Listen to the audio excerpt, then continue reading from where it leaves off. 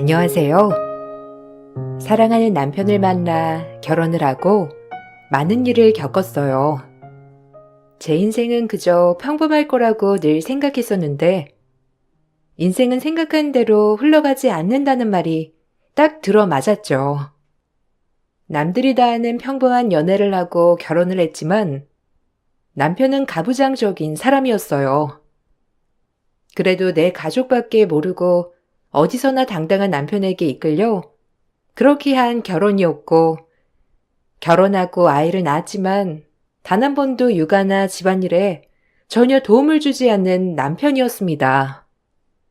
전 그게 당연한 줄 알고 여태까지 살았었고, 그런 남편이 간혹 야속할 때도 많았는데, 남편보다 저에게 더한 건 아들 하나 있는 유세로 온갖 구박을 다하던 시어머니의 시집살이였어요. 우리 주말에 유성이 데리고 에버랜드나 다녀오자. 유성이가 학교 갔더니 친구들이 그렇게 자랑을 하더래. 우리도 가보자. 그런 건 집에 있는 네가 알아서 신경 써야지. 모처럼 쉬는 날 내가 꼭 그런 것까지 해야 하냐? 남자가 돈 벌어다 주면 알아서 집안 내조를 해야 할 거 아니야. 애들이야 내버려두면 알아서 클 건데 꼭 그거 한마디 한마디에 신경을 써 쓰기를. 유성이 나 혼자 낳았어? 당신 아들이기도 해. 그리고 이렇게 아무것도 안 할 거면 결혼은 왜 했고 아이는 왜 낳은 거야? 남자 알기를 개똥으로 안 하구먼. 내가 밖에 나가서 얼마나 고생하는데. 지금 집안에서 바가지 긁는 거야? 안 되겠네. 맞잖아. 내 말이 틀려? 다른 집 아빠들은 일 다녀와서도 자식들이랑 시간도 많이 보내준다는데, 자기는 어쩌다 애가 아빠랑 놀고 싶은 신용하면 피곤하다는 기색. 알아서 저기서 놀라고나 하고. 나한텐 괜찮지만 유성이는 아직 아이잖아. 나 어릴 땐 그런 거 없어도 알아서 잘 컸어. 그리고 너 생활비 좀 아꼈어. 가계부 가져와봐. 어디에 뭘 쓰나 좀 보게. 여기서 더 아껴 쓰라고? 너무한다. 나 자기가 주는 돈 쪼개서 쓰는 거 알잖아. 내 것도 안 사고 안 입고 하는 건데. 남편은 집안에서 일어나는 모든 일은 제가 다 해결하길 바라는 사람이었어요. 애초에 가부장적인 건 조금 알았지만 살면서 놀랄 때가 한두 번이 아니었죠. 그리고 생활비 하나하나 체크를 하며 저에게 늘 잔소리를 하였어요. 창피하지만 결혼 후 오랫동안 사회 경력이 단절된 저로서는 남편이 벌어다주는 돈으로 살림을 하였거든요. 그래서 그런지 늘 돈을 타서 쓸 때마다 눈치가 보이는 건 사실이었어요. 그러나 저한테 어느 정도 그러는 거야 괜찮았지만 하나뿐인 아이에게까지 그런 모습을 보여준다는 게 아이가 불쌍했어요. 우리가 원해서 낳은 아이한테 부모 노릇을 제대로 해주지 못하는 것 같아 미안한 마음이 들었거든요. 얘, 밖에 나가서 힘들게 일하는데 넌 꼭 집에 와서 바가지를 긁어야겠니? 이래서 뭘 보고 배운 게 있어야 집에서도 내조를 잘하지. 너네 엄마가 너 그렇게 가르치던? 하여튼 아빠 없이 자란 티를 꼭 이런 데서 낸다니까. 우리 아들 바가지 그만 긁어. 어머님, 여기서 제 아빠 얘긴 왜 나와요? 어려서 돌아가시고 저 역시 마음의 상처가 큰데 그런 말씀 안 해주셨으면 좋겠어요. 내가 이런 말 안 하게 네가 잘해야 할 거 아니야? 전 병철이가 너랑 결혼한다고 왔을 때 내가 양친부모 다 있냐고 그것부터 물어봤다. 그게 얼마나 큰 줄 알아? 이제 와서 이런 말 뭐하려 하겠냐만. 하여튼 너 우리 아들 바가지 긁기만 해. 너네 친정엄마가 니네 아빠한테 하는 걸 못 봤으니까 네가 내 아들한테 그렇게 막대하는 거 아니야? 이래서 보고 배운 게 무서운겨. 그리고 병철이 말 틀린 거 하나 없다. 너 가계부 똑바로 적어. 오늘도 밥상 반찬이 해프더구만. 돈을 어디다 쓰는 건지. 양친부모 없는 게 어디 제 잘못인가요? 어머님도 혼자 자랐다고 들었어요. 그렇게 저 폄하하지 않으셨으면 좋겠어요. 나 때랑 너 때랑 같니? 난 보고 배운 거 없었어도 알아서 병철 아빠한테 잘했어. 남자는 하늘, 여자는 땅. 알겠니? 시어머니는 아들 하나에 벌벌 떠셨기 때문에 제가 남편과 말다툼을 하려고 하면 언제나 저에게 참견을 하셨어요. 그리고 아빠가 안 계시는 저에게 아빠 없이 자라서 이렇게 된 거라며 늘 핀잔을 주셨고요. 사실 전 어려서 아빠가 일찍 돌아가시고 엄마와 제 동생 이렇게 세 식구끼리 살았거든요. 월남전에 참전하신 아빠는 총을 맞았고 한참을 살아계시다가 결국 총알이 몸속에 박혀 있다는 걸 뒤늦게 알고 수술까지 했지만 결국엔 제가 7살 때 돌아가신 거예요. 저에겐 큰 아픔이자 상처였지만 그걸 알고도 시어머니는 늘 저의 아픔을 들쑤시며 친정을 폄하하고 저에게 대놓고 뭐라고 하는 날이 허다한 날들이었죠. 아니 너희 아빠 월남전 참전했다가 돌아가셨다면서 무슨 혜택 같은 것도 없는 거야? 어쩜 그러니? 그래도 국가유공자인데 모아놓은 돈도 없고 우리 아들 같은 사이 얻었으면 진정해서 뭐라도 하나 해줘야 할 거 아니니? 내 말이 틀려? 어머님은 저 뭐라도 해주셨나요? 전 어머니 정말 엄마처럼 잘 따르고 잘 살고 싶어요. 그러니까 그렇게 말씀하지 마세요. 그리고 아빠 연금은 엄마가 관리하시는 거죠. 제가 이러쿵저러쿵 할 일이 있나요? 이제 이런 얘기 그만하고 잘 지내봐요. 아이고 아주 무섭다 무서워. 뭐만 하면 실밀 저렇게 가르쳐대니 내가 뭔 말을 하겠어? 이제 며느리 눈치도 보랴? 잘 지내는 건 너하기 달린 거야. 집에서 네가 하는 일이 뭐야? 고분고분 내조하고 잘 보필 잘하면 그게 왔다인데. 에이구. 남편이 벌어다 주는 돈으로 팔자 좋게 집에 있는 거면 알아서 잘해.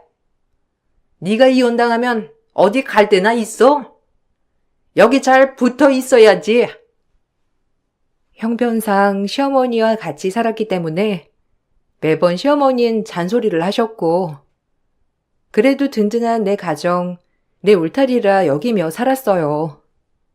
그러던 어느 날 화장대 서랍에서 호텔 라운지 이용 티켓 2장이 있었고 며칠 뒤 다가오는 결혼기념일을 기념하러 남편이 준비해뒀구나라고 생각을 하게 되었어요. 가부장적인 사람이어도 츤데레적인 면모가 있던 사람이었기에 늘 실망을 줬다 기쁨을 줬다 하는 사람이었거든요. 그 라운지 티켓을 보고 그날만을 기다렸고 그날이 다가왔을 때 전 한껏 꾸미고 남편을 만나러 라운지로 갔어요.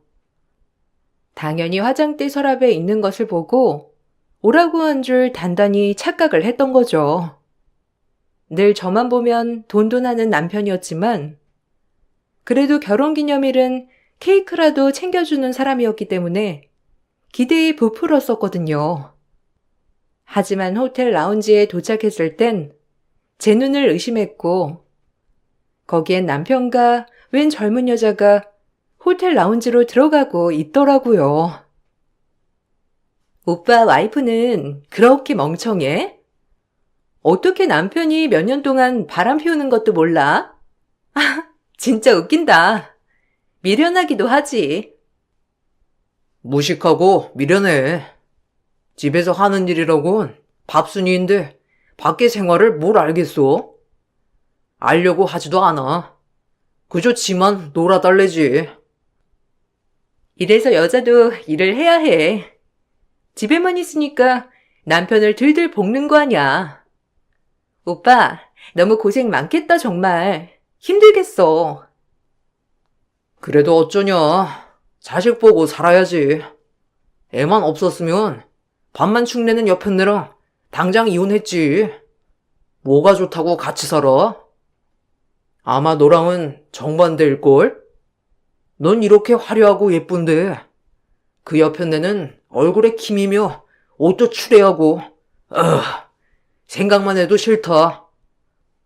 아무것도 안 하면서 돈은 또 얼마나 펑펑 써댔는지. 집에서 살림만 하는 사람이 뭔 돈이 필요하다고. 하여튼 별로야. 오빠, 나 만나서 눈이 너무 높아진 거 아니야? 그러면 안 되는데. 나 같은 여자 만나는 걸 황송하게 생각해야 해.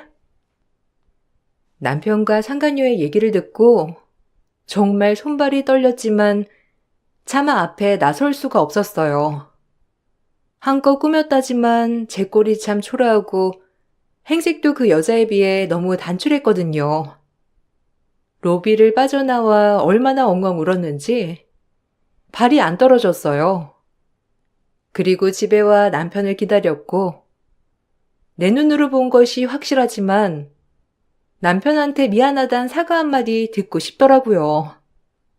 하지만 남편은 새벽이 다 돼서 들어와 기다리고 있는 저를 이상하게 보았고 전 화를 삭히고 일단 그 여자와의 자초지종을 천천히 물어나가기 시작했어요. 하지만 그래도 아이 아빠이고 내가 와이프이니 잘못했다고 빌 줄 알았던 모습과는 반대로 남편은 당당하게 뻔뻔했어요. 나 아까 봤어. 당신 호텔 라운지에서 화장대에 떡하니 대놓고 보란듯이 티켓 뒀으면서 내가 그걸 못 볼 줄 알았어? 난 우리 결혼기념일 맞이해서 나보고 오라고 한 줄 알았는데 당신 여자 있더라? 유성이 보기 부끄럽지도 않아? 내가 오늘 얼마나 모멸감을 느꼈는 줄 아냐고. 당신 가부장적이긴 해도 양심에 어긋날 행동 할 사람은 아니잖아. 내 말이 틀려? 뭐? 그 티켓을 다 열어봤다는 거야? 아, 너 진짜 무섭다.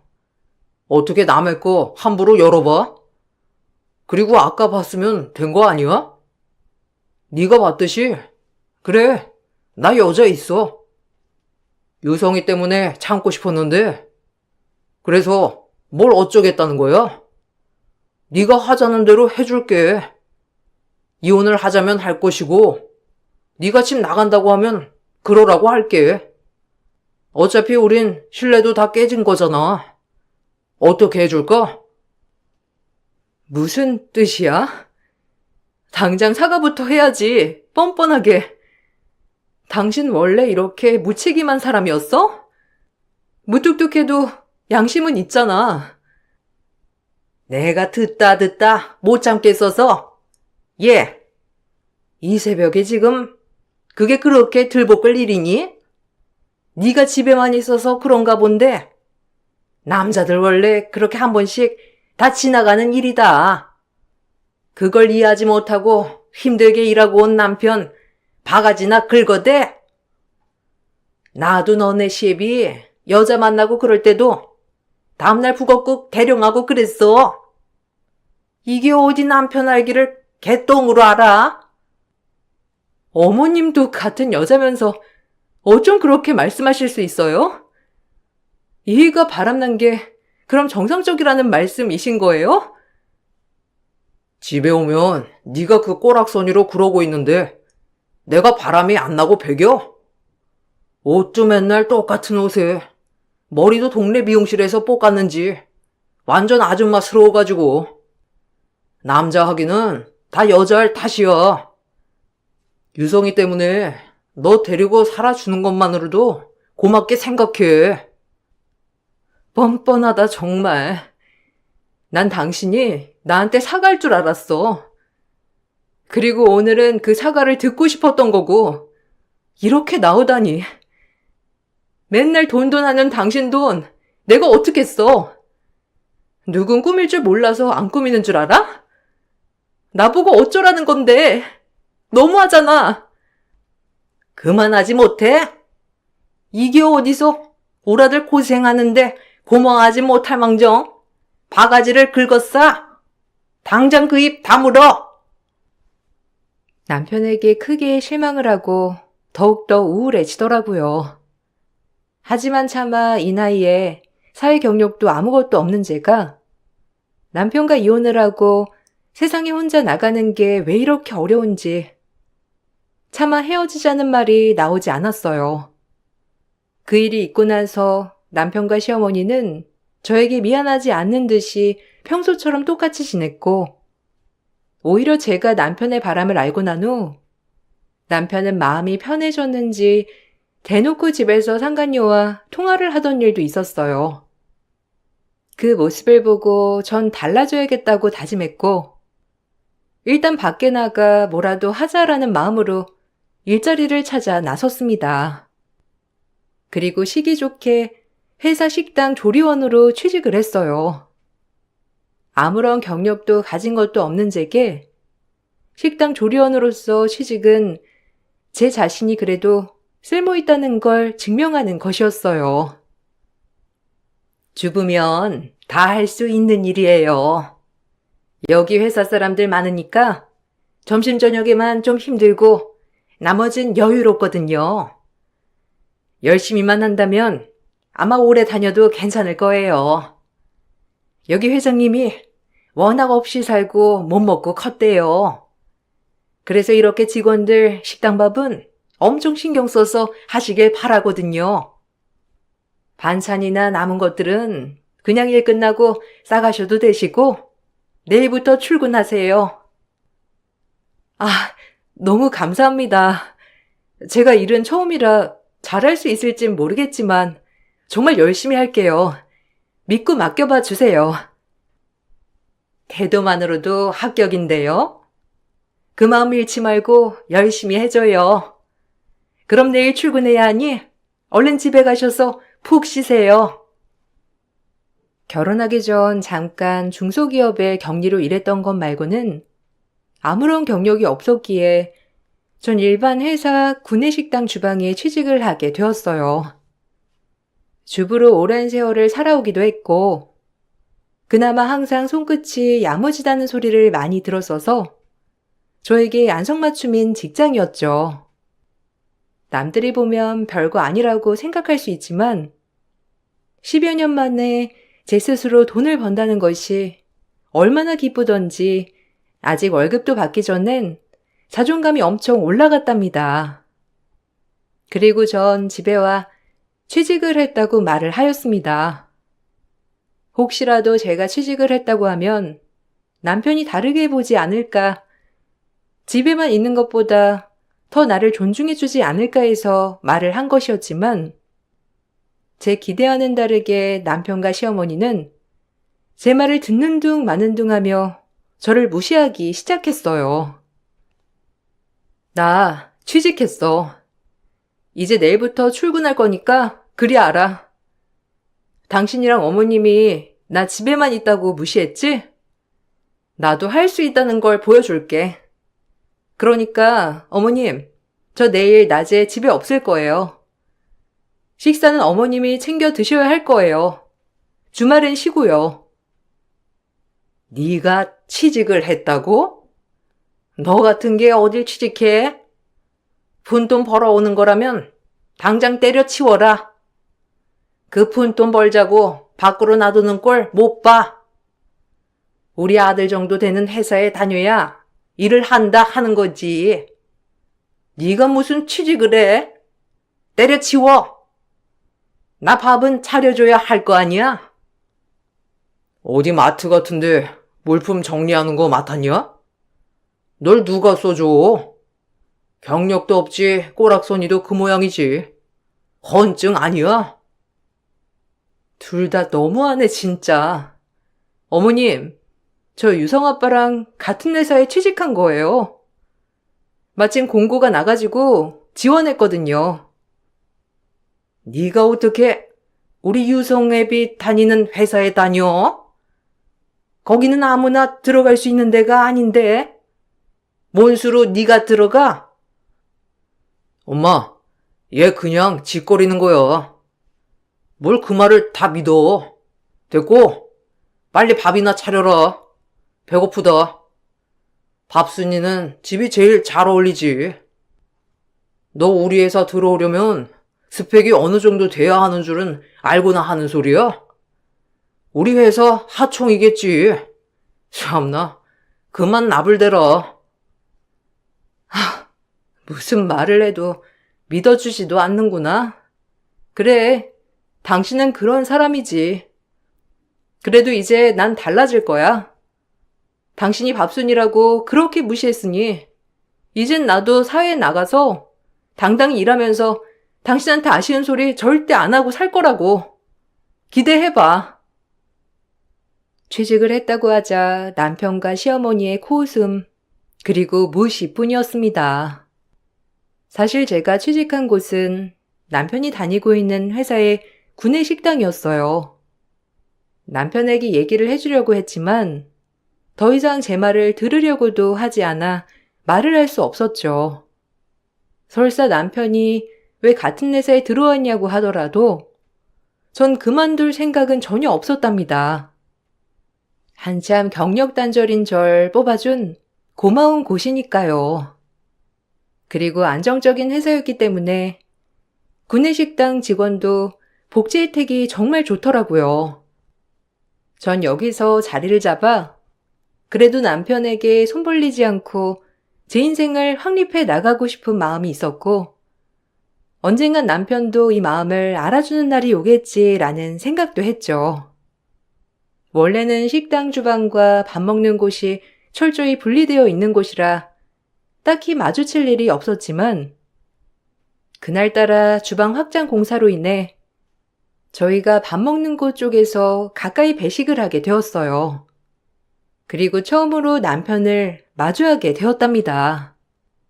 남편이 저에게 한 모든 행동들은 있고, 그저 반찬이 남편이 좋아하는 장어 반찬이라는 기쁨에 사내 식당에서 일하다 장어를 듬뿍 올려주러 갔더니 제 모습을 보고 남편은 먹고 있던 식판을 뒤엎었고 너무 순식간에 일어난 일이라 놀라서 당황했어요. 그리고 남편은 제가 식당 직원으로 일하는 것이 창피했는지 막말을 쏟아내기 시작하며 저를 사람들 앞에서 핀잔을 주었어요. 네가 왜? 아니, 이제 하다 별? 야, 나 거지 같은 거랑 산다고 광고하냐? 지금 이게 뭐 하는 거야? 네가 돈 번다는 게 식당 아줌마였어? 할 거면 조용히 할 것이지. 창피하게 여기서 나 아는 척을 왜 해? 내가 어떻게 쌓은 회사 이미지인데? 아니, 아유, 그래도 그렇지. 와이프분 민망하게 너무하신 거 아니에요? 아유, 저기 괜찮으세요? 아우, 이거 제가 좀 같이 치울게요. 아이씨, 그냥 둬. 지가 치우게. 어디 할 짓이 없어서 날 쫓아 여길 취직해? 그것도 나랑 격 안 맞게 식당 아줌마라니. 당신 너무한 거 아니야? 거지 같은 거? 나 당신 와이프고 유성이 엄마야. 꼭 그렇게 얘기를 해야겠어? 너무한다 진짜. 내가 왜 나와서 일하는데 그놈의 돈. 나 무능력자 취급하면서 어머님이랑 무시했잖아. 그런데 이젠 이렇게 무시해?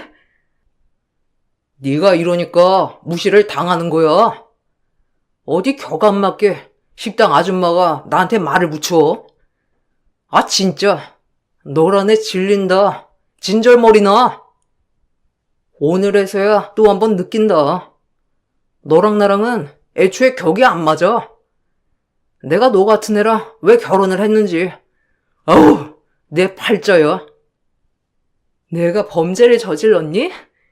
너한테 시집와서 그동안 무시해 온갖 모멸 다 겪고 이제 돈 벌면서 내 인생 찾아보겠다고 열심히 사는데 왜 내가 너한테 이런 소리를 들어야 돼? 그래, 넌 날 그 정도로밖에 생각을 안 하는 거지. 알고 있었지만 또 느낀다. 반찬 냄새 나니까 저리 비켜. 그리고 다신 아는 척 하지 마. 여기 회사야. 어디 식당 아줌마가 나한테 말을 붙여. 당장 이 식판 치워.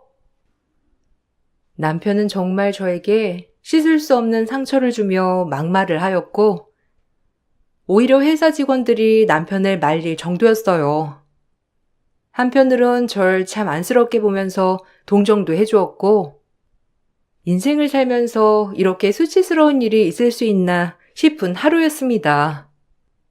제가 남편에게 악을 쓰고 대들자, 그때 마침 지나가던 분이 저에게 다가오더니 한참 제 얼굴을 살펴보고선 놀란 모습을 보이며 입을 뗐어요.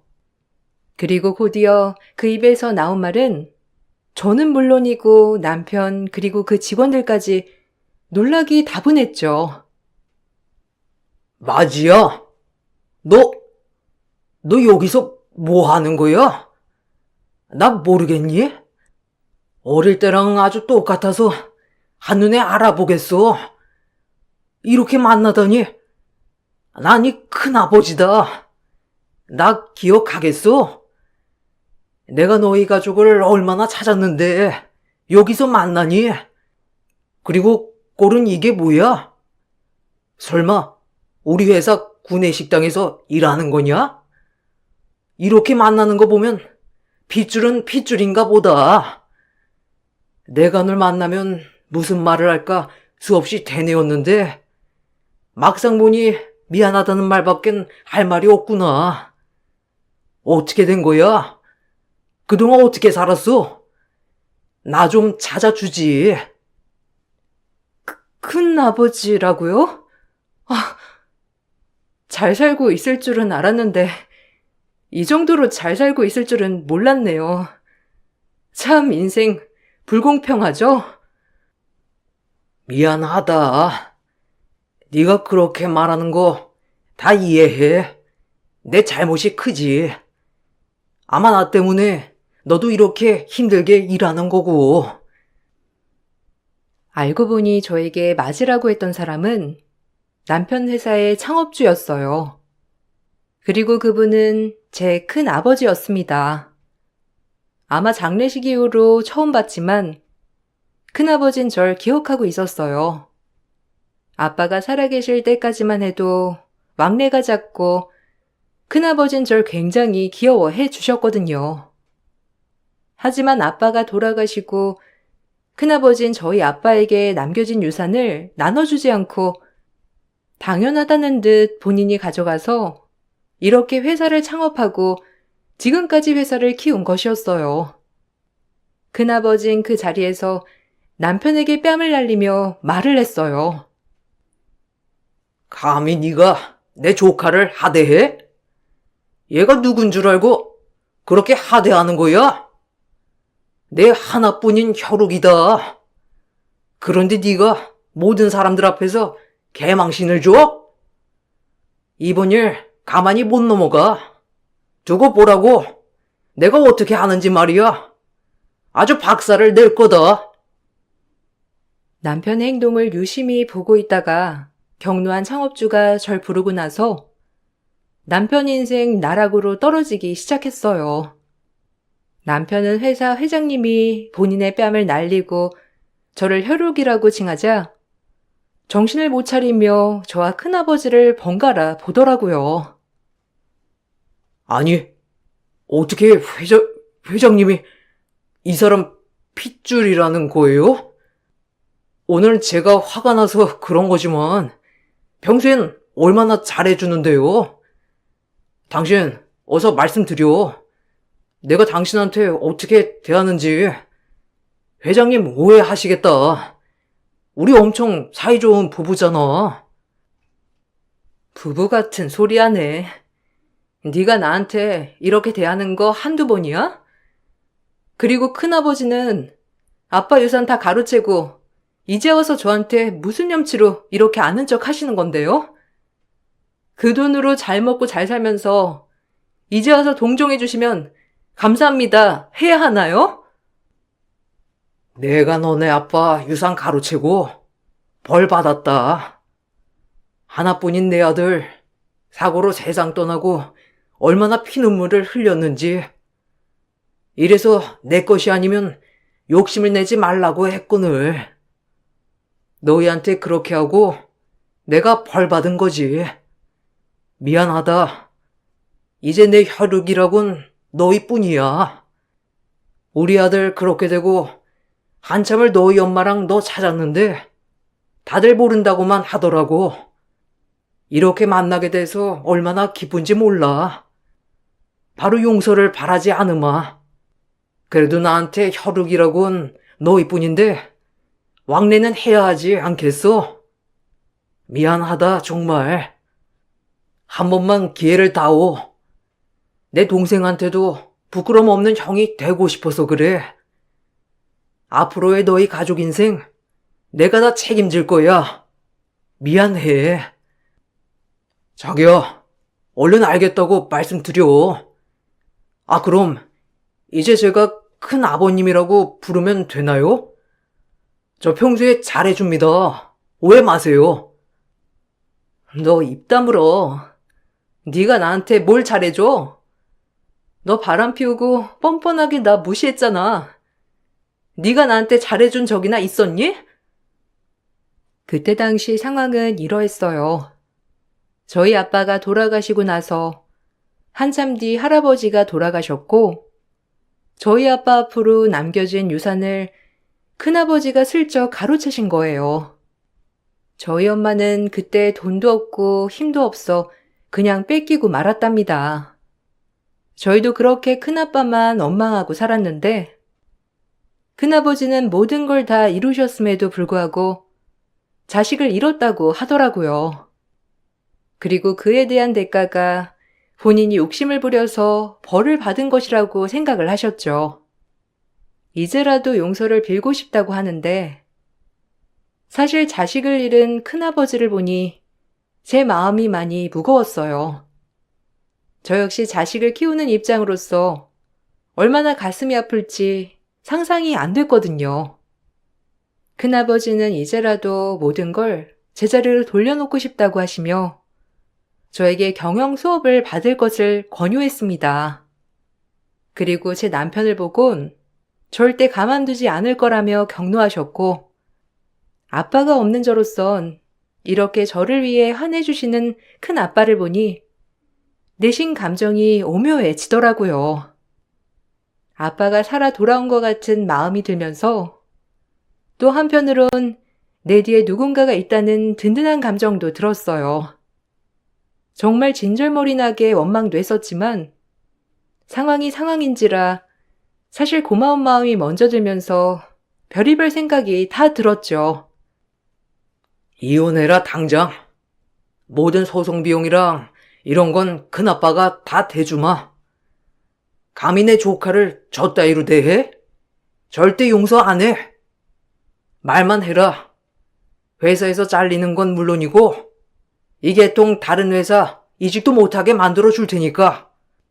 지가 감히 주제도 모르고 어디서? 네, 이혼할게요.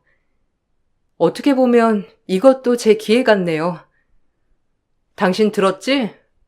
그래, 거지 같은 거랑 살기 싫으니 이제 이혼해 줄게. 당신이 보는 것처럼 든든한 뒷배도 생겼겠다. 이제 내가 겁날 게 뭐가 있어? 인생 참 새옹지마라더니 내가 이렇게 될 줄 누가 알았겠냐고. 유성이 양육권, 친권 다 내가 가지고 올 거고 당신이랑 상간녀도 가만 안 둘 줄 알아. 이제 기대해봐. 내가 어떻게 하는지. 아니, 저기 회장님. 제 말 좀 들어보세요. 그동안 아무것도 없는 애 엄마 제가 먹여주고 재워줬는데 절 이렇게 대하다뇨. 정말 너무하세요. 그리고 얘기 들어보니 회장님도 애엄마네 유산 가로채서 이렇게 된 거라면서 저한테 이럴 자격 있나요? 뭐야? 네가 감히 우리 이야기를 입에 올려? 너란 놈 안 되겠다. 김 실장, 당장 저놈 책상 빼고 2개월에 입사 못하게 블랙 줘버려. 아니, 이렇게 권력을 마음대로 휘두르는 게 어디 있습니까? 당신이 무슨 말 좀 해봐. 큰 아버지라며. 나 이대로 둘 거야? 당신한텐 그게 어울리지. 인성 쓰레기가 어떻게 멀쩡히 살아갈 생각을 해?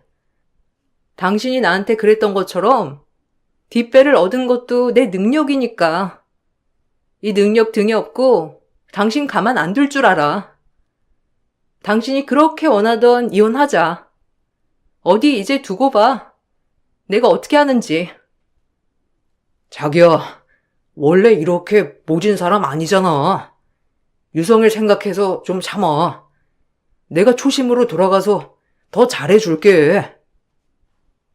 전 큰아빠에 대한 용서는 뒤로 한 채 일단 남편과 법정 싸움을 이어나가게 되었습니다.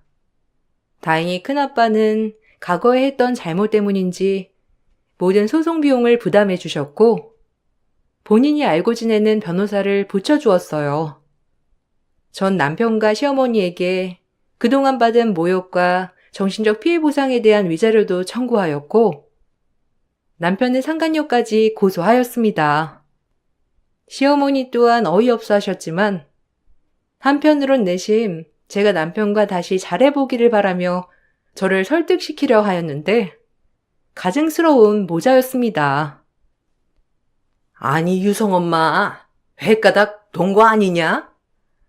지가 지금껏 누구 덕에 먹고 살았는데? 집에서 지가 한 게 뭐가 있다고 지금 애비한테 소송을 걸어? 아주 내가 기가 막힌다. 그리고 뭐? 나한테 정서적 괴롭힘을 당해? 야, 너 제정신이야? 이래서 양쪽 부모 없이 자란 애들은 거두는 게 아니라니까. 애비도 없이 자란 애가 뭘 알겠어? 너 어디 계속 그랬단 봐. 내가 가만 안 있을 줄 알아? 저기요, 당신 아들이나 똑바로 가르쳐요. 양쪽 부모 다 있어서 키운 당신 아들은 외도의 뻔뻔하기가 하늘을 찌르는데 그럼 그건 정상이고? 모 눈에 뭐만 보인다더니 인성이 그따위니 평생을 친구 하나 없이 홀로 늙어가지. 속이 다 시원하다. 내가 화가 나서 막말을 좀 했는데 일단 이성을 찾아보자. 어떻게 인연이 모자르듯 잘나지겠니? 이제 네 마음, 네 심정 다 알았으니까 우리 말로 풀어보자고. 유성이가 얼마나 혼란스럽겠어. 그러니까 네 큰아빠한테도 말 잘해줘라. 애비가 회사 그만두면 어디를 가란 거야? 나이도 있는데 이직하기도 힘들 거 아니니. 애 아빠니까 좀 네가 신경 좀 써줘. 애엄마인 난 신경 쓴 적이나 있어요? 당신들은 좀 당해야 돼. 유성 아빠 어떻게 되든 말든 이제 상관 안 할 거야. 두고 보라고. 전 처음으로 시어머니에게 막말을 하였고 시어머니는 기가 찬 표정이었지만 대꾸할 말이 없으셨는지 입만 벌리고 있었어요. 그리고 상간녀는 제가 고소를 하자 남편에게 엄청 화를 내며 따졌고 그 모습을 보니 그동안 절 남편이 얼마나 핫바지로 생각해왔는지 알 것 같더라고요. 정말 적절한 시기에 이 집에서 벗어나게 된 것이 신의 한 수였다는 생각이 들었거든요.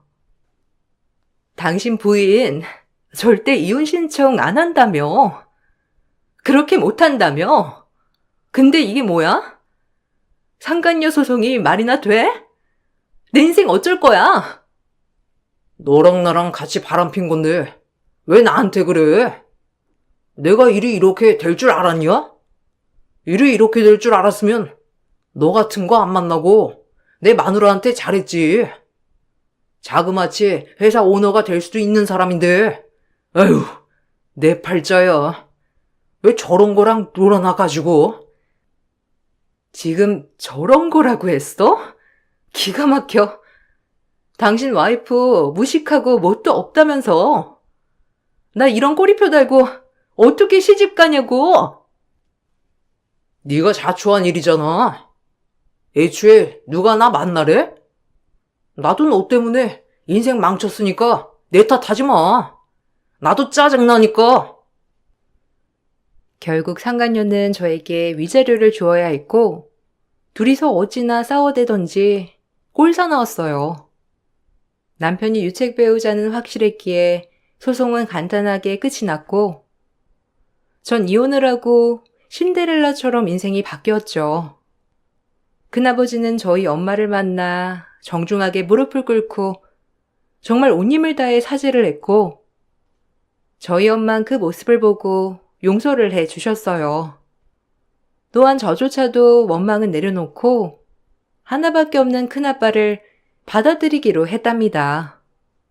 그리고 전 유일한 큰아빠의 혈육으로서 회사에 당당하게 입사를 하여 일을 배워나가기 시작했고 제가 늘 꿈꿔왔던 커리어 우먼이 되었어요.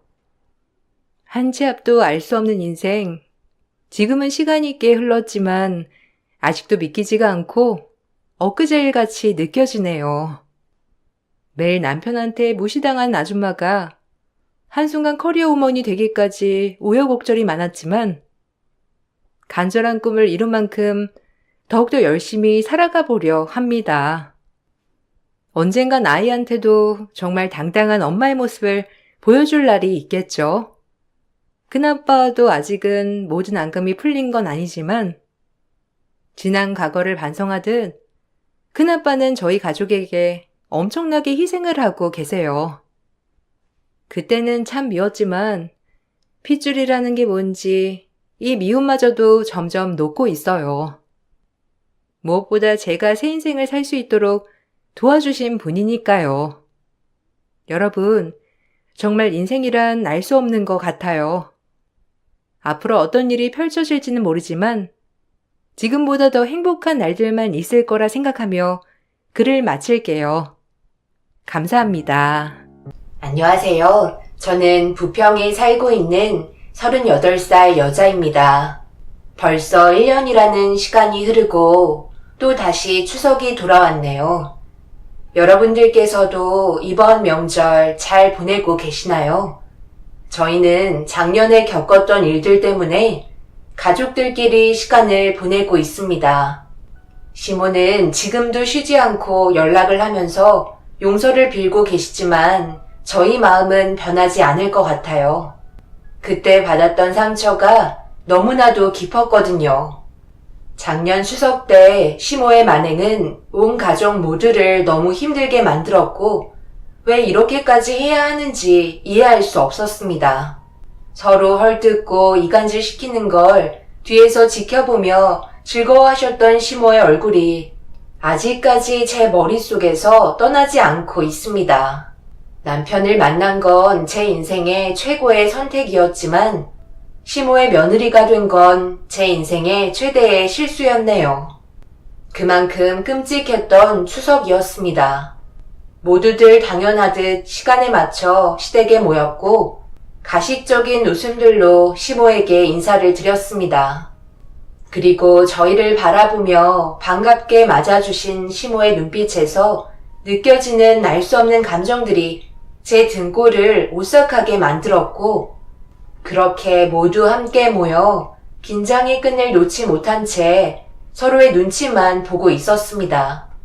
시모는 항상 저희가 오기 전에 음식을 전부 다 만들어 놓으세요. 형님도 그렇고 저에게도 일절 명절 음식을 만들지 못하게 하셨는데요. 그 이유는 다른 목적 때문에 계속해서 혼자서 명절 음식을 만들어 오셨어요. 그날도 마찬가지였고 시모가 차려주신 음식을 저희는 한데 모여 맛있게 먹었습니다. 과일까지 전부 다 내어주시고 형님과 저는 일절 주방에 출입을 하지 못하게 하셨어요. 그렇게 저녁과 과일을 먹고 설거지까지 전부 다 끝이 난 뒤에 시모는 주방에서 걸어 나와 저희를 따로 부르셨어요. 시모가 그토록 기다리던 순간이었고 손을 내밀며 원하시는 걸 요구하셨습니다. 그러자 형님이 가방에서 흰색 봉투 하나를 건네드렸네요. 어머님, 이번에도 혼자서 너무 고생 많으셨어요.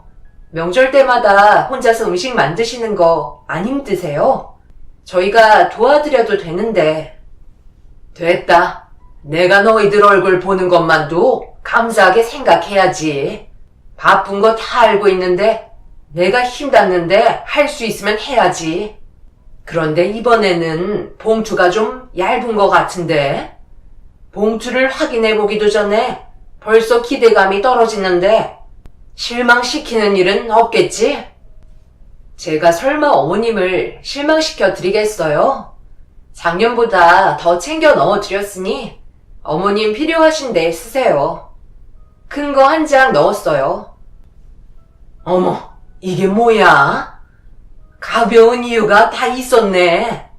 이거 1,000만 원 수표잖아. 역시 우리 큰 며느리가 시엠이 길을 살려주는구나. 그래도 이번 명절에 노력한 보람은 있네. 내가 이래서 명절날만 기다린다니까. 그럼 이제 다음 차례지? 뭘 멀뚱히 보고 있어? 막내도 뭘 좀 꺼내놔야 할 거 아니야? 설마 아무것도 없이 빈손으로 그냥 온 건 아니지? 시엠이 손 민망하게 할 거니? 어머님, 죄송해요. 이번 명절에는 저희가 사정이 좀 어려워서 준비해오지 못했어요. 다음에는 꼭 신경 써 드릴게요. 뭐라고? 그러니까 지금 아무것도 준비해오지도 않았으면서 내가 힘들게 만들어 놓은 음식들을 전부 다 입에 때려 넣었단 말이야? 내가 그동안 오늘만 오기를 얼마나 손꼽아 기다리고 있었는데 어떻게 그럴 수 있는 거야? 정말 빈손으로 온 거니? 저희 사업이 요즘 침체기라 직원들 월급 주는 것도 정말 힘들게 맞췄어요. 어머님, 이번만 이해해 주세요. 이해?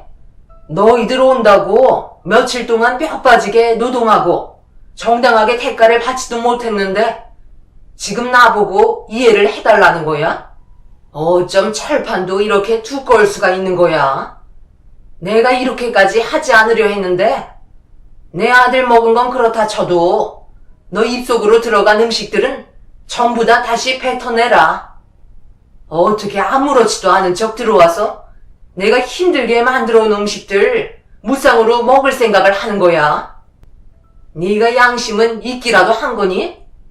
꼴도 보기 싫으니까 당장 화장실에 가서 아까 먹은 음식들 전부 토해내거라.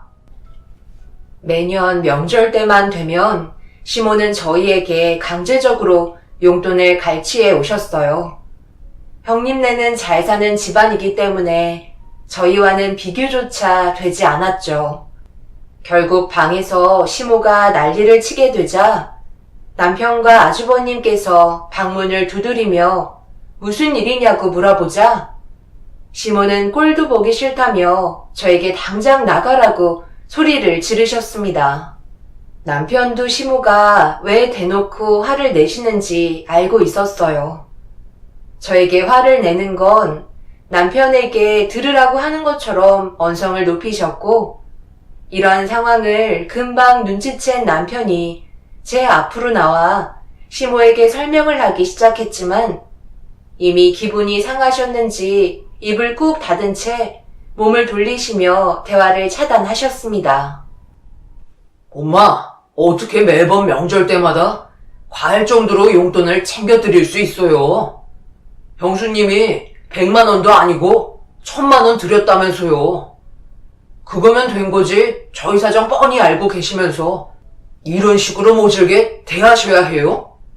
오래간만에 보는 아들 며느리인데 그러니까 너는 큰 며느리한테 가분할 정도로 용돈 받았으니까 그냥 입 닫고 있어라?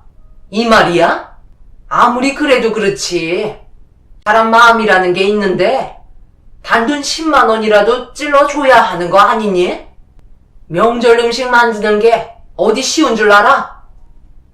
형이랑 형수님은 둘 다 의사 생활 하시니까 여유가 있으시겠지만 저희는 지금 건물 월세 내는 것도 힘든 상황인데 꼭 그렇게 뽑아 가셔야 두 다리 뻗고 푹 주무실 수 있으신가 봐요. 아들이 힘들다는데 어쩜 그리 모질게 대하실 수 있죠? 시모는 남편의 말에 귀를 기울이지 않았어요. 무조건 명절날 고생한 대가를 저희에게 받지 못했다는 거에 분노하실 뿐이었죠. 시모는 매년마다 이런 식으로 저희에게 돈을 갈취해 가셨습니다.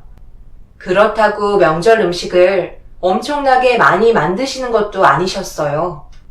차라리 이런 식으로 압박을 주실 바엔 제가 음식을 만드는 게 좋을 거라 생각했었죠. 하지만 시모의 입장에서 명절 음식을 만드시는 건 당당하게 용돈을 요구하기 위한 하나의 수단밖엔 안 되었어요. 그러니 무리하면서까지 음식을 만들 필요는 없었죠. 저도 그렇고 형님도 음식에 대한 퀄리티나 붙여주신 전들 보면 시모가 저희를 어떻게 생각하고 계신지 대번 알 수 있었습니다. 그런 걸 뻔히 알면서도 그냥 넘어가 드렸던 거였어요. 이런 날들이 점점 지나오면서 시모의 행동은 점점 더 지나치게 되었어요.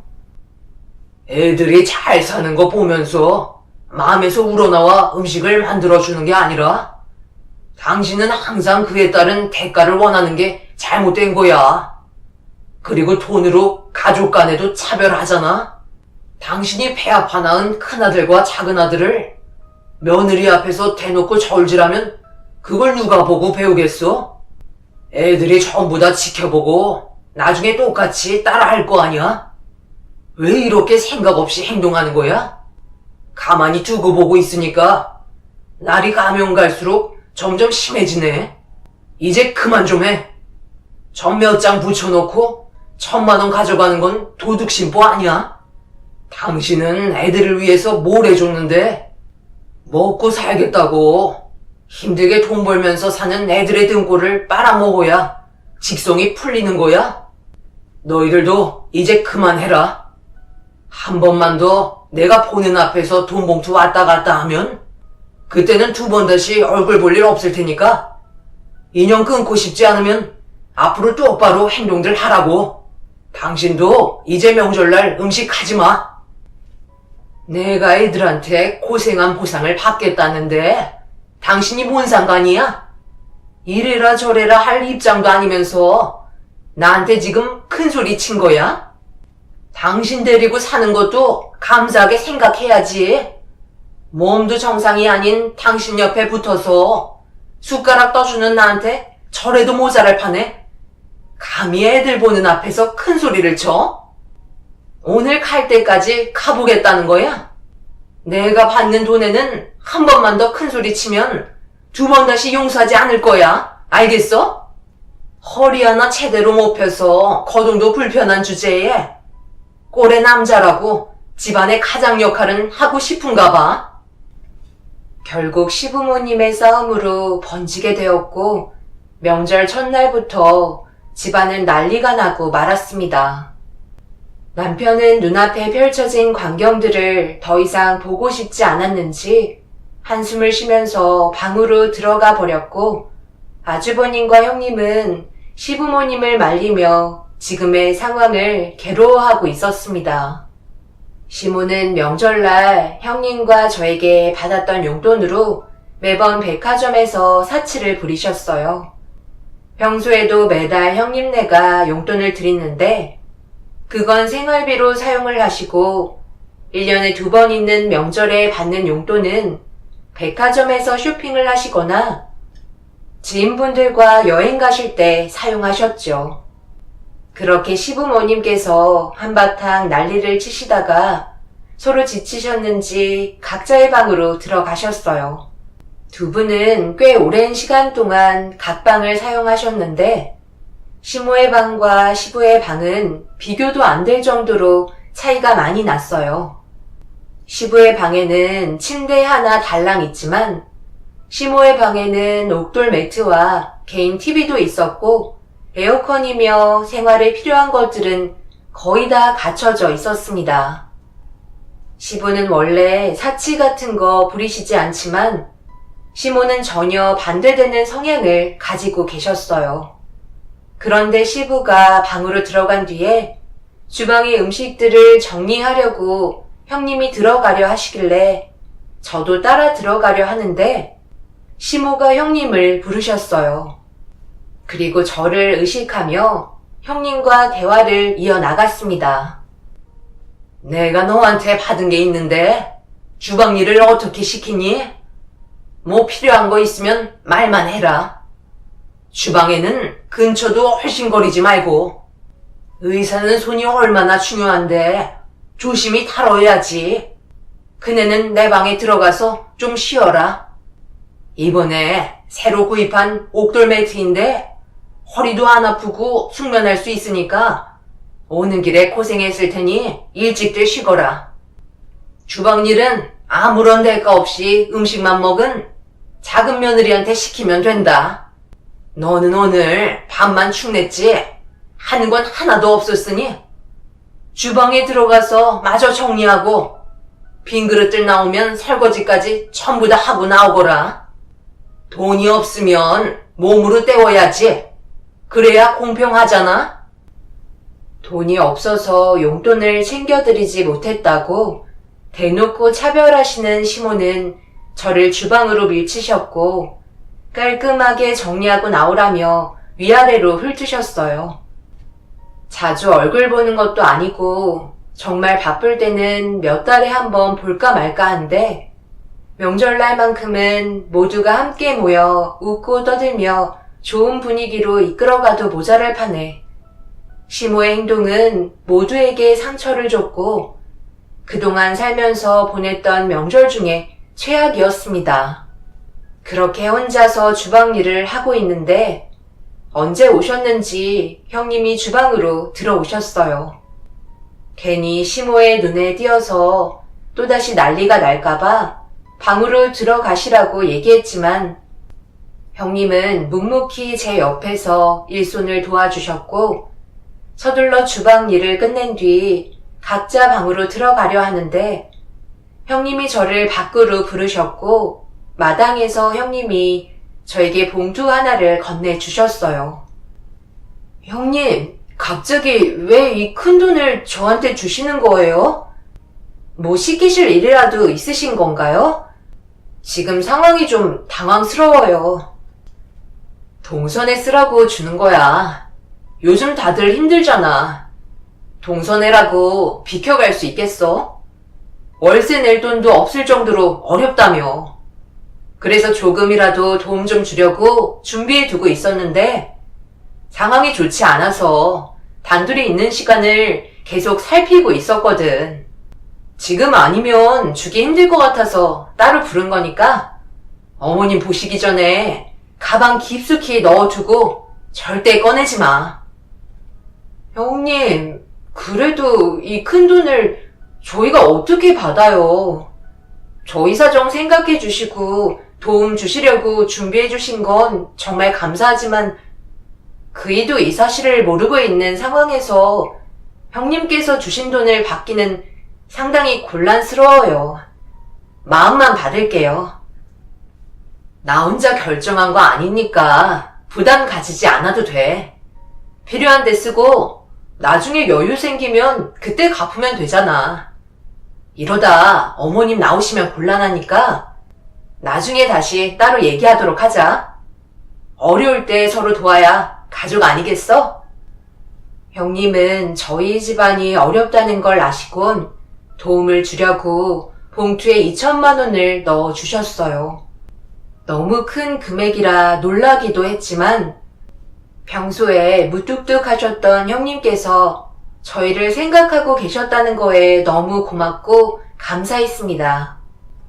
그렇게 형님이 먼저 들어가시고 뒤이어 저도 조용한 거실을 지나 방으로 들어가 남편에게 형님과 있었던 일에 대해 대화를 주고받으며 돈봉투를 보여줬어요. 남편도 생각지도 못한 상황이라 많이 당황스러워했지만 너무 고마워했네요. 남편은 아주버님을 따로 불러 밖에서 대화를 이어나갔고 이런 게 가족이라는 생각이 들었습니다. 시모 때문에 기분 좋은 명절날 스트레스를 많이 받았었지만 그래도 형님과 아주버님의 따뜻한 도움이 저희의 마음을 울렸고 위로를 받을 수 있었어요. 그렇게 다시 아침이 밝았고 시모는 새벽부터 일어나셔서 아침상을 준비하고 계셨습니다. 저도 급하게 일어나 주방에서 일손을 도왔고 시모는 전날에 안 좋았던 일들 때문에 저에게 아무 말도 하지 않으셨고 손짓으로 모든 걸 명령하신 시모가 상차림이 거의 다 끝나갈 때 저에게 한마디 하셨어요. 다 했으면 이제 방으로 들어가 봐라. 상 차리는 건 네가 당연히 해야 되는 일이잖아. 어제 그렇게 먹어놓고 아침까지 챙겨 먹을 생각은 아니지? 그 난리를 쳐놓고 너는 밥이 목구멍으로 들어가겠니? 전날에 배 터지게 먹었던 음식들 아직까지 소화도 안 됐을 텐데 얼른 들어가 쉬거라. 왜? 시애미가 너한테만 너무 부당하다고 생각하는 거야? 그래서 어른을 그런 표정으로 바라보는 거니? 나한테 불만을 가지기 전에 너 자신을 먼저 돌아보거라. 내 큰아들은 며느리 하나 잘 데려와서 나한테 용돈도 두둑히 챙겨주는데 하필 막내 아들은 가진 것도 없는 너를 데려다가 먹고 살겠다고 돈벌이도 되지 않는 사업 붙잡고 발버둥 치고 있으니 내 속이 안 터지겠어? 이래서 집안에 여자가 잘 들어와야 한다는 말이 맞는 거야.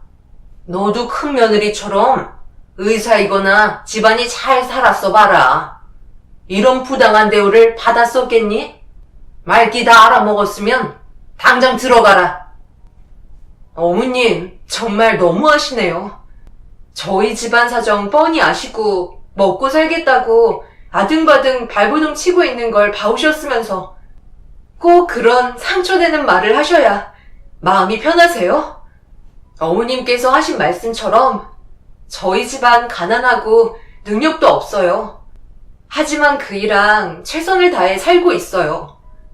이런 좋은 모습을 보려 하지 않으시고 어떻게 하면 헐뜯을지 형님네랑 비교를 할지 그런 생각만 머릿속에 가득하신 거예요? 저희에게 상처를 주시면 어머님께서 얻어가시는 게 뭔데요? 다음 명절에는 형님처럼 돈을 두둑하게 챙겨오라는 건가요? 저희는 그럴 수 없어요. 내년 명절도 그렇고 앞으로도 계속 어머님께서 원하시는 것만큼 충족시켜 드릴 수 없어요. 차라리 그냥 속 시원하게 제 얼굴 보고 싶지 않다고 말씀하세요. 저도 더 이상 오고 싶지 않아요. 매번 최선을 다해 노력하지만 시모의 마음에는 제가 들어갈 수 있는 공간이 없었어요.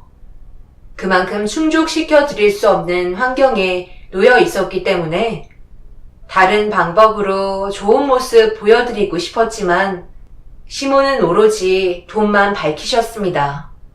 저도 시모의 얼굴 보고 싶지 않아 흥분을 가라앉히지 못하고 방으로 들어와 버렸어요. 그리고 너무 서러워서 결국 눈물을 터뜨리게 되었고 자고 있던 남편은 제가 흐느끼고 있는 소리에 벌떡 일어나 무슨 일이냐고 물어보길래 좀 전에 있었던 상황에 대해 설명을 했고 남편은 풀어놓았던 짐을 챙기기 시작했습니다. 저도 이런 식으로 시댁에 머물러 있을 수는 없어 남편을 따라 짐을 챙기고 방문을 열고 거실로 나왔습니다.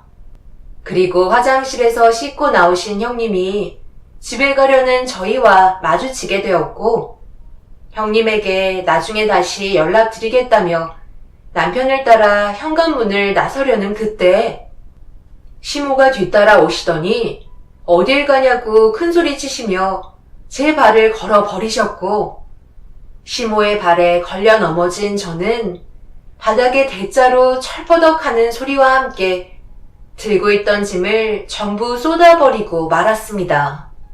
그런데 하필 들고 있던 가방 안에 있던 물건이 전부 나와버리면서 전날에 형님이 주셨던 돈봉투가 밖으로 빠져나오게 되었어요. 그리고 시모가 가방에서 나온 돈봉투를 바라보며 두려 하시길래 급하게 돈봉투를 가방에 집어넣고 쏟아진 물건들을 주워 담기 시작하던 그 순간 돈봉투를 발견한 시모가 저에게 달라는 손짓을 하셨습니다. 그 돈 뭐야? 나한테는 땡전 한 푼 없다고 하더니 그 돈 봉투 뭐냐고? 이리 줘봐라. 내가 확인 좀 해봐야 되겠다. 이건 어머님 드리려고 가지고 있는 돈이 아니에요. 저희 매장 월세 내고 필요한데 사용해야 되는 돈이라고요. 너는 지금 간이 폐 밖으로 나왔니? 시애미 말이 안 들려? 일단 꺼내보라고 얘기했잖아. 너 설마 집으로 그냥 돌아가려 했어? 아무것도 하지 않고 밥만 축 냈으면 몸으로라도 때워야 하는 거 아니야? 그런데 내가 한 소리 했다고 내 아들한테 쪼르르 달려가 전부 다 얘기하고 집으로 돌아가려고? 너는 왜 이렇게 생각이 없이 멋대로 하는 거니? 이 집안에 전부 다 너보다 어른들이다.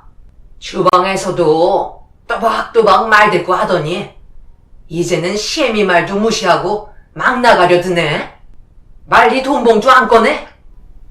시모는 제 가방을 강제로 뺏으려 하셨고 결국 실랑이를 벌이다가 가방이 찢어지면서 가방 안에 있던 물건들이 하늘로 치솟으며 바닥으로 떨어져 버렸네요.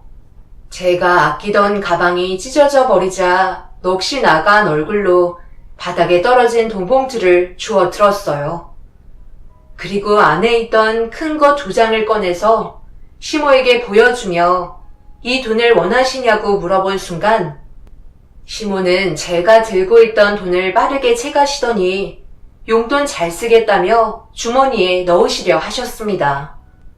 돈만 밝히시는 시모의 행동에 주저앉아 눈물을 흘리며 바닥에 널브러진 물건들을 주워 담고 있었고 옆에 있던 남편도 화가 머리끝까지 차올랐는지 시모에게 소리치며 화를 내면서 상황이 점점 더 심각한 분위기로 조성되던 그 순간 뒤에서 갑자기 음식들이 날아다니기 시작했고 충격적인 광경이 펼쳐졌네요.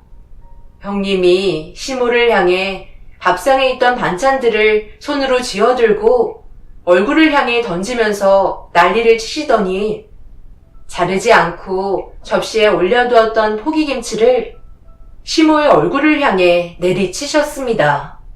너무 순식간에 일어난 일이라 말릴 새도 없었네요. 시모는 눈에 고춧가루가 들어갔는지 비명을 지르셨고 손에 들고 있던 수표를 떨어뜨리자 형님이 떨어진 수표를 저에게 건네주었어요. 동서가 가지고 있던 돈이 어머님 것도 아닌데 왜 강제로 뺏으시려는 거죠? 저 돈 제가 준 거예요.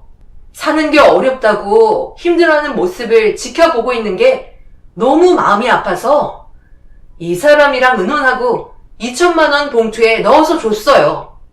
그런데 그걸 왜 어머님께서 가지시려 하는 건데요? 1,000만 원 드렸잖아요. 그거면 된 거 아니에요? 동서네가 힘들고 어려워하면 어머님이 먼저 도와주셔야 하는 거 아닌가요? 백화점에서 사치나 부리시고 여행 가서 까먹을 돈들 아껴서 자식들 도와주는 게 행복 아닌가요? 다 늙으셔서 이런 종이 쪼가리에 왜 이렇게 목숨을 거시는지 모르겠네요. 저도 지금 어머님께 한 행동 충분히 잘못했다고 인정하는데요. 저는 사람인지라 그냥 지나칠 수 없겠더라고요. 제가 어제 드린 1,000만 원은 다시 돌려받을게요. 그래도 명절이고 서로 웃으면서 좋은 시간 보내고 싶어 저희도 생각해서 준비해 드렸는데 어머님께는 10원짜리 한 개도 아깝네요. 2번 다시 어머님 댁에 발들이지 않을 테니 앞으로 연락도 하지 마세요. 어머니만 없으시면 저희 가족 모두 행복하게 잘 살 수 있어요. 형님은 시모방에 들어가 지갑 안에 있던 1,000만 원 수표를 다시 꺼낸 뒤 시부에게 소란 피워 죄송하다며 나중에 다시 연락드리겠다고 고개를 숙인 뒤 제 팔을 잡고 시댁에서 나왔습니다. 시모는 눈이 따갑다며 괴로운 비명을 지르셨고 그날 이후 시부와 시모는 이혼까지 하고 마셨습니다. 결국 시모는 다 늙어서 아무도 찾지 않는 신세가 되었고 아예 연락을 끊고 살게 되었네요. 그제서야 시모는 자신의 잘못에 대해 용서를 구하셨지만 이미 전부 다 등을 돌려버린 상태에서 시모를 다시 받아줄 마음은 조금도 없었어요. 시부는 차라리 혼자 사는 게 너무 좋다며 행복해 하셨습니다. 그렇게 1년이라는 시간이 흘렀고 이번 명절은 시모가 함께 하지 않는 첫 추석이네요. 가족은 함께 뭉쳐 서로를 위해주고 아픔을 나누는 게 가족이라 생각합니다. 하지만 시모는 혼자만의 이익을 얻기 위해 억지스러운 행동들을 하셨고 그 결과 돌이킬 수 없는 화를 불러오게 되었네요. 시모는 이번 명절에 혼자라는 게 싫으셨는지 저희한테 계속 연락이 오고 있지만 일절 받지 않고 있어요. 용서해 드릴 마음 조금도 없으니 앞으로 남은 인생 홀로 외롭고 쓸쓸하게 사시다가 세상을 떠나시겠죠. 시모의 어른답지 못한 행동의 결과가 참 비참할 뿐이네요. 제 사연을 들어주신 여러분들께서는 이번 명절에 행복이 가득하고 웃음이 끊이지 않는 시간 보내시길 바랍니다. 감사합니다. 안녕하세요. 저는 40대 초반 남자입니다. 아내와 10년이 넘는 결혼 생활을 하는 동안 항상 느끼고 있었던 건 아무리 발버둥 쳐도 아내가 원하는 걸 제가 충족시켜 줄 수 없다는 거였어요. 그만큼 물질적 소유가 남들과는 상당히 달랐었죠. 아내는 항상 불만이 많았었어요. 지금의 삶에 만족을 하지 못하고 저희보다 잘 사는 집안들을 부러워했었죠. 처음에는 그런 사람인 줄 전혀 알지 못했었는데 결혼 초에 아내는 소박하게 살아도 행복하기만 하면 바라는 게 없다고 했었죠. 하지만 시간이 지나면서 점점 아내의 성격은 바뀌기 시작했고 비슷한 나이대에 결혼한 사람들과 비교를 하게 되었어요. 그러면서 제가 벌어오는 돈에 대한 불만이 커짐과 동시에 부부싸움으로까지 이어지고 말았습니다. 이런 문제를 해결하기 위해서는 제가 더 뛰어다녀야만 했었고 그렇게 해야지 아내의 불만을 조금이나마 가라앉힐 수 있었습니다. 저도 사람인지라 이런 삶을 살아오다 보니 지치게 되더라고요. 그래서 아내에게 좀 쉬고 싶다고 하고 있는 일의 개수를 어느 정도 조절하는 게 좋을 것 같다고 했었지만 그럴 때마다 부부싸움은 당연한 결과로 이어지고 말았습니다. 차라리 말을 하지 않는 게 가정의 화목함을 유지할 수 있는 최선의 방법이었죠. 이런 생활이 계속 반복이 되다 보니까 아내를 향한 제 마음도 점점 식어가게 되더라고요. 그래도 제가 버틸 수 있었던 건 아이들 때문이었죠. 그렇게 살아온 지 10년이 넘어가던 시점에 그동안 싸웠던 건 아무것도 아니었을 만큼 집안이 휘청거릴 정도로 엄청 크게 싸운 적이 있었어요. 매달 생활비를 300만 원 정도 가져가는 사람이 어느 날 못 보던 가방을 하나 가지고 들어왔어요. 무슨 가방이냐고 물어보자 아내는 예민하게 반응을 하더니 신경 쓰지 말라면서 급하게 방으로 들어가더라고요. 10년을 넘게 살아왔었는데 딱 봐도 쓸데없이 또 사치를 부렸다는 걸 알 수 있었죠. 그 가방, 이번에 산 거야? 대충 봐도 명품 가방인 걸 알겠는데, 숨긴다고 내가 모를 줄 알았어? 그거 얼마 주고 산 거야? 집에 가방이 한두 개가 아닌데, 또 가방을 사는 건 너무하다고 생각되지 않아? 방 하나가 가방으로 가득 차 있을 정도인데, 당신의 사치는 언제쯤 멈출 거야? 이렇게 사는 게 당신은 행복하니? 내가 뭘 하던 무슨 상관인데. 당신은 돈이나 벌어오면 되는 거야. 지금 생활비도 턱없이 부족한 거 알고 있지? 애들 키우면서 내가 원하는 걸 충족시켜 주려면 지금 하는 일로는 부족하지 않겠어? 웬만하면 저녁에도 들어오지 말고 대리운전이나 한 건 더 뛰는 게 좋을 것 같은데. 그래야 나랑 우리 애들 먹여 살리지. 당신이 사치를 줄일 필요는 없는 거야? 내가 힘들다고 계속 말하고 있는데 지금보다 얼마를 더 해야 멈출 생각인 건데 계속 이렇게 살면 우리의 관계도 더 이상 유지하기 힘들다는 거 잘 알 거 아니야. 그냥 갈라섰으면 좋겠어? 이제 그만 좀 하자. 이런 식으로 사는 건 아무 의미가 없는 삶이라고. 꼴랑 한 달 생활비 300 맞춰주면서 한 돈 1,000만 원 주는 사람처럼 말을 하고 있네. 정말 어이가 없다. 능력 없는 당신 데리고 살아주는 것만도 감사하게 생각해. 내가 알아서 할 테니까 당신은 돈만 벌어오면 되는 거야. 알겠어? 내 주위 사람들은 남자 하나 잘 만나서 떵떵거리며 살고 있는데 가방 하나 산 거 가지고 엄청 쪼잔하게 구네. 내가 외제차로 바꾼 것도 아니고 꼴랑 가방 하나 새로 장만한 게 그렇게 마음에 안 들어? 나도 능력 없는 당신이랑 사는 거 지긋지긋해. 저와 아내는 서로가 가지고 있던 불만이 터져 나오게 되었고 결국엔 상처가 되는 말들을 쉬지 않고 내뱉었어요. 저도 더 이상은 이런 식으로 살고 싶지 않았어요. 돈만 버는 기계도 아니고 10년의 시간 동안 제 살과 뼈를 내어준 거나 마찬가지인 돈을 아내는 조금도 감사하게 생각하지 않고 있었죠.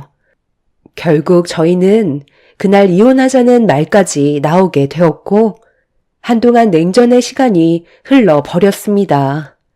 이렇게 사는 건 도저히 아닌 것 같아 매달 주던 생활비를 끊어버리기까지 했었죠. 하지만 아내는 눈 하나 깜빡하지 않고 오히려 자기가 하고 싶은 대로 막 나가는 모습을 보여주면서 저를 더 크게 자극했고 결국 각자 갈 길 가는 게 좋을 것 같다는 확고한 결정을 내리게 되었어요.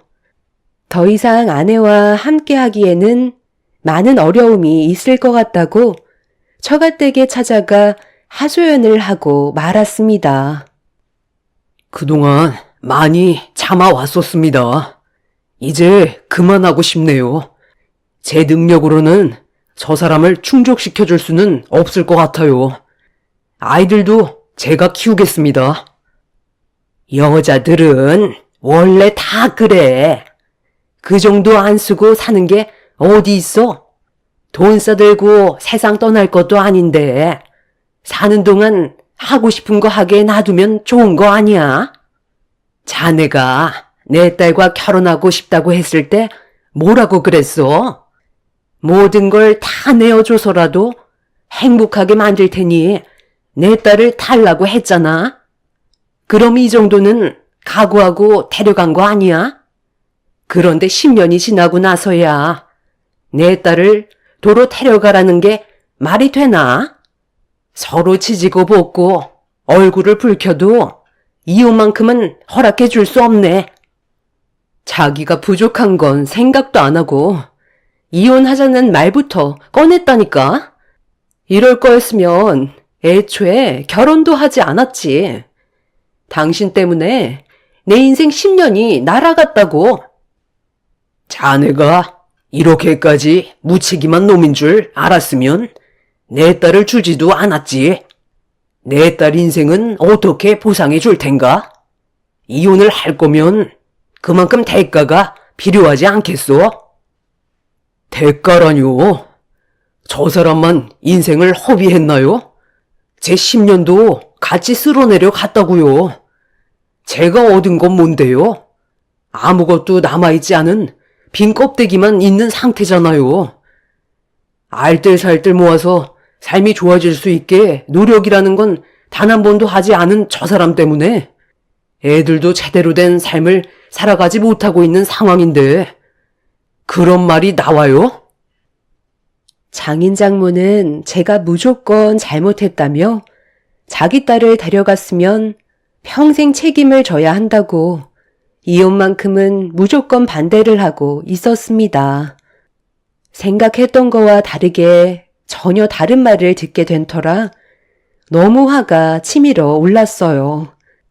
저는 이혼 소송이라도 가겠다며 더 이상은 아내와의 관계를 질질 끌지 않기로 결정하게 되었어요. 말이 통하지 않는 사람들과 함께 한다는 건 제가 우울증에 걸려 정신적으로 문제가 생길 것 같아 하루라도 빨리 이혼을 하고 제 삶을 사는 게 좋을 것 같았습니다. 그렇게 이혼을 준비하는 동안 아내는 제가 생활비도 끊고 제대로 된 남편의 역할을 끝까지 행해주지 않았다는 거에 보란 듯 아이들을 방치해버렸어요. 평소 같았으면 회사에서 퇴근을 하고 바로 대리운전을 뛰는데 아내와의 이혼을 통보한 이후 대리운전은 그만하기로 결정을 하게 되었죠. 그리고 그때부터 아이들은 오로지 제 몫이 되었습니다. 돈에 대한 스트레스를 받지 않게 되다 보니 제 삶을 찾은 것 같았어요. 잠잘 시간 쪼개가며 대리운전을 했을 때와는 다르게 행복 지수가 훨씬 높아졌고 돈보다 가정이 중요하다는 걸 확실하게 알 수 있었죠. 아내는 그런 저에게 매일같이 불만을 쏟아내었지만 저는 조금도 흔들리지 않았습니다. 그렇게 매일을 아이들과 즐거운 시간을 보내고 있었는데 어느 날 돈도 없는 사람이 몸에 명품을 휘감고 나타났더라고요. 사치를 부리기에는 카드까지 전부 다 막아놓은 상태라 아내가 제 돈을 함부로 쓸 수 있는 상황은 아니었죠. 그러다 보니 아내의 돌발 행동들에 의심을 품었고 제가 돈을 주지 않는다고 이혼하기도 전에 바람을 피우는 것 같은 느낌을 받게 되었어요.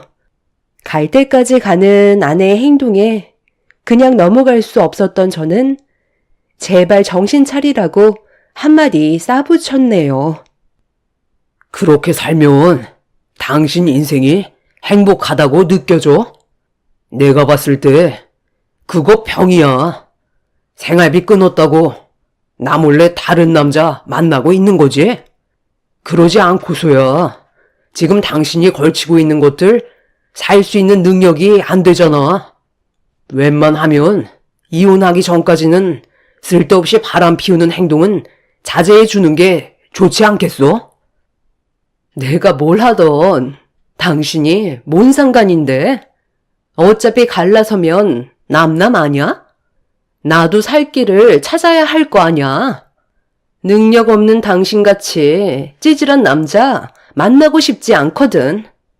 한 살이라도 젊었을 때 제대로 된 남자 만나서 남은 인생 행복하게 살려고 내 몸에 투자 좀 하겠다는데 쓸데없이 참견하지 말고 집에서 애들이나 봐. 아내는 집에 들어오자마자 또다시 새로운 명품 옷으로 온몸을 휘감더니 다시 집 밖으로 나갔어요. 10년이라는 시간 동안 제 인생은 단 한 번도 행복한 적이 없었던 것 같습니다. 정말 열심히 두 발로 뛰며 가정을 지키기 위해 살아왔었는데 돌아오는 건 능력 없는 사람이라는 말뿐이었고 아내에게 인정을 받지 못한 저는 실패자라는 죄책감에 시달리고 있었습니다.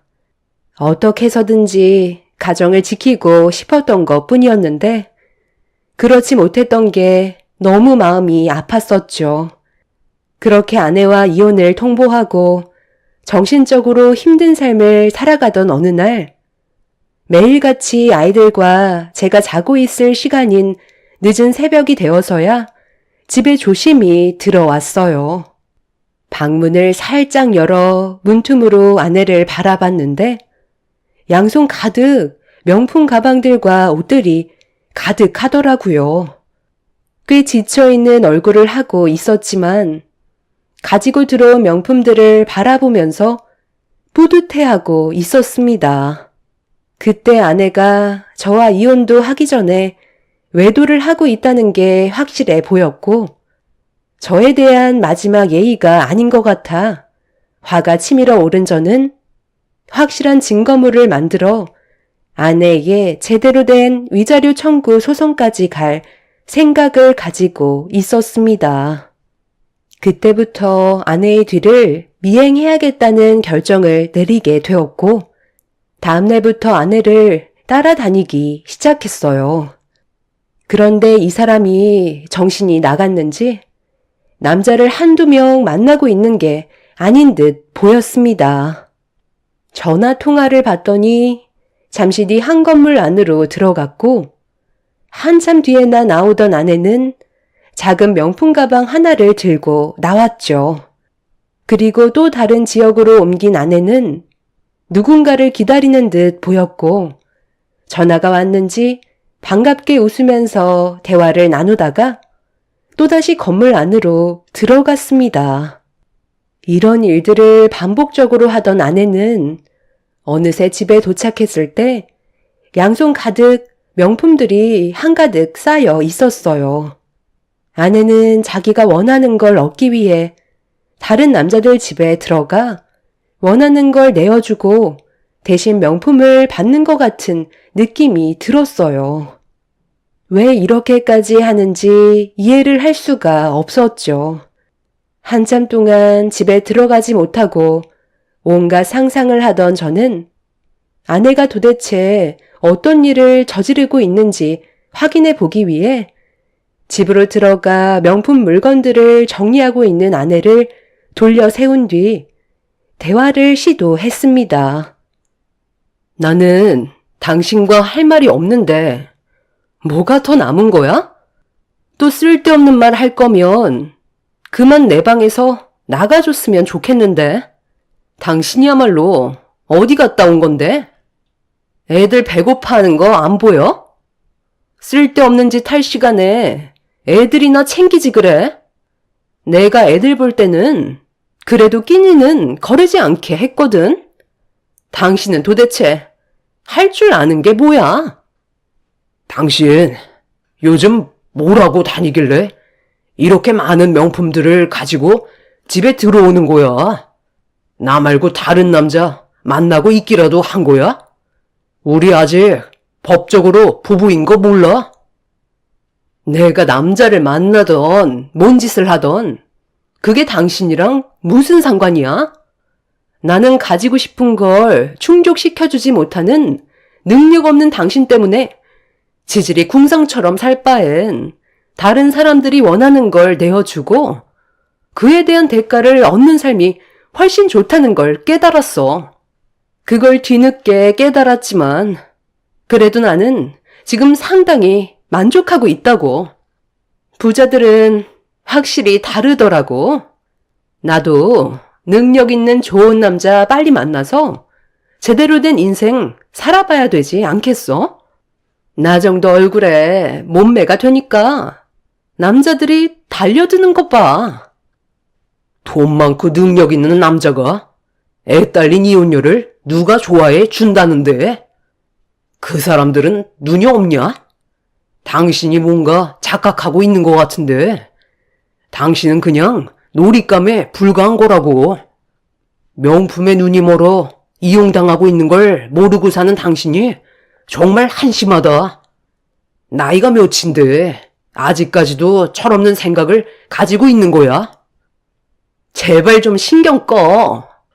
더 이상 나한테 미련 갖지 마. 나도 할 만큼 하면서 살아왔다고. 당신이 나한테 이래라 저래라 할 처지는 아니잖아? 지금까지 살면서 나를 제대로 충족시켜준 적 있었어? 단 한 번도 없었잖아. 나는 내 삶 찾아갈 테니까 당신은 애들이나 키우면서 평생 찌질하게 자식들을 위해서나 살아. 저는 아내의 마지막 한마디에 감정을 조절하지 못하고 얼굴에 손을 올려붙이고 말았습니다. 아내도 가만히 있을 성격은 아니라 제 뺨에 손을 올렸고 저희는 씻을 수 없는 상처까지 남아버리고 말았어요. 저는 아내를 진심으로 사랑하고 있었어요. 그렇기 때문에 10년이 넘는 시간을 버티며 살았던 거죠. 철없어 보이고 물질욕이 어느 정도 있어 보여도 여자로 태어났으니 꾸미고 싶은 건 당연하다고 생각했기 때문에 아내가 원하는 걸 맞춰주기 위해 최선을 다해 살아왔었습니다. 사랑하지 않았다면 바로 이혼을 했었겠죠. 하지만 부부라는 건 저 혼자만 잘한다고 해선 되는 게 아니더라고요. 제가 하는 만큼 상대방도 저에게 어느 정도 해야 균형을 맞출 수 있다는 걸 알 수 있었습니다. 한쪽만 희생한다는 건 옳은 방법이 아니었던 거죠. 다른 남자들 집에 드나들었던 아내의 모습들이 너무 실망스러웠고 사랑했던 마음은 더 이상 남아있지 않게 되었어요. 오히려 더럽게 느껴지기 시작했죠. 저는 아내가 어떤 짓을 저지르고 있는지 처갓집에게도 보여주기로 결심하게 되었고 며칠 뒤 아내가 고급 맨션에 들어가는 걸 놓치지 않고 뒤따라 갔어요.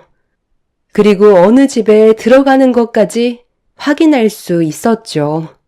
한번 들어가면 최소 2시간 정도 있다가 나오기 때문에 저는 그때를 놓치지 않고 처갓집에 연락을 취해 아내가 저 말고 다른 남자 집에 들어갔다며 두 눈으로 직접 확인해 보시라고 주소를 알려드렸습니다. 장인 장모님은 믿을 수 없다는 듯 오히려 저에게 온갖 막말을 퍼부으셨지만 제가 장인어른한테 보내드린 사진 한 장에 처가댁은 제가 알려드린 주소로 달려올 수밖에 없었어요. 이혼을 하기 전에 외도를 한다는 건 당연히 불리한 조건을 만들게 되는 거라 장인 장모님 발등에 불이 떨어진 상황이었죠. 숨을 헐떡이며 건물 앞에 서 있는 저에게 달려왔고 현장을 잡기 위해 건물 안으로 들어갔습니다. 장모님은 꼭 들어가서 확인을 해봐야 되겠냐고 불안에 떨고 있었지만 장인어른은 두 눈으로 직접 확인해 봐야 한다면서 제가 보내준 사진 한 장에 얼굴이 붉어지셨어요. 장인어른한테 전송했던 사진은 어느 한 건물에서 아내가 나올 때 어떤 남자와 같이 걸어 나오고 있었는데 서로 포옹하는 장면이었어요. 그리고 아내가 눈웃음을 치고 있었고 누가 봐도 그건 바람이었죠. 서로 모르는 사이인데 낯선 남자와 포옹을 하지는 않잖아요.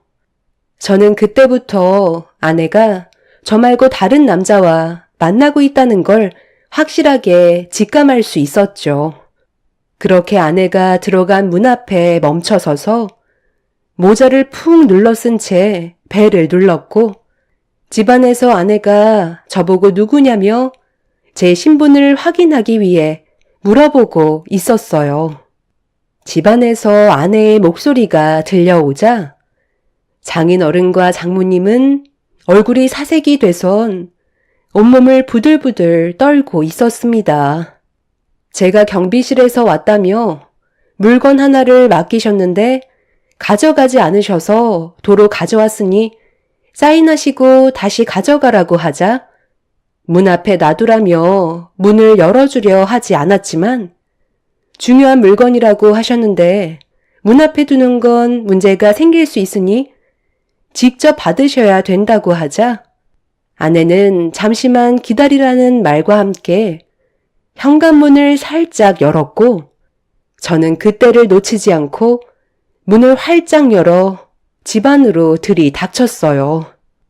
아내는 가운에 시루라기만 걸친 상태로 저와 눈이 마주치게 되었고 장인 장모의 얼굴을 보자마자 비명을 지르면서 급하게 방으로 도망을 쳤어요. 장모님은 충격적인 아내의 모습을 보고 다리에 힘이 풀리셨는지 그 자리에 주저앉아 버렸죠. 장인어른은 아내가 들어간 방문을 두드리면서 당장 튀어나오라며 소리를 지르기 시작했어요.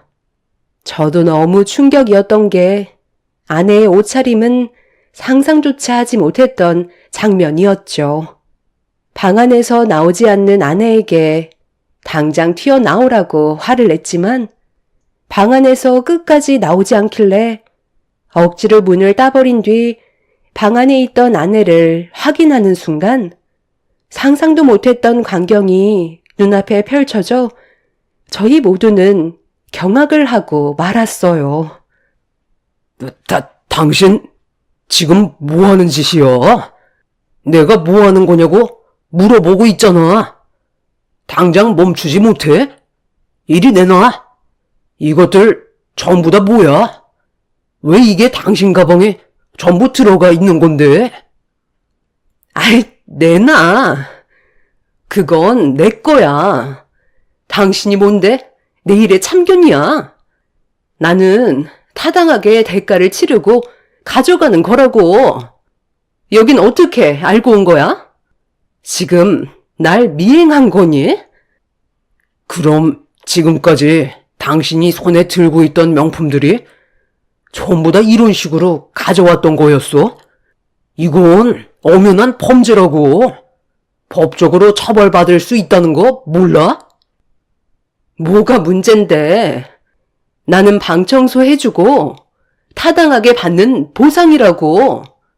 이 사람들 돈 많은 부자들이잖아. 명품 같은 거 한두 개 없어진다고 큰일 나지 않는다고. 지금까지 나한테 연락 한 통 온 적 없었어. 문제가 생겼다면 지금쯤 경찰서에서 전화가 왔겠지. 그만큼 이 사람들은 자기가 명품을 몇 개나 가지고 있는지 모른다고. 예, 지희야. 그래도 이건 아니지. 아무리 네가 가지고 싶은 물건들이 있다고 해도 이건 주인이 있는 물건이잖아. 가방에 집어넣은 물건 다시 제자리로 돌려놔라. 그럼 진호 바람 피우고 있던 게 아니라 그동안 고급 아파트 집에만 골라서 들어가 청소해주는 척 하면서 명품 물건들을 빼왔었던 거니? 그럼 이 사진은 뭐야? 이 남자랑 왜 포옹을 했던 건데? 이건 누가 봐도 바람 피우고 있는 모습이잖아. 이 남자와는 따로 만나고 있기라도 한 거야?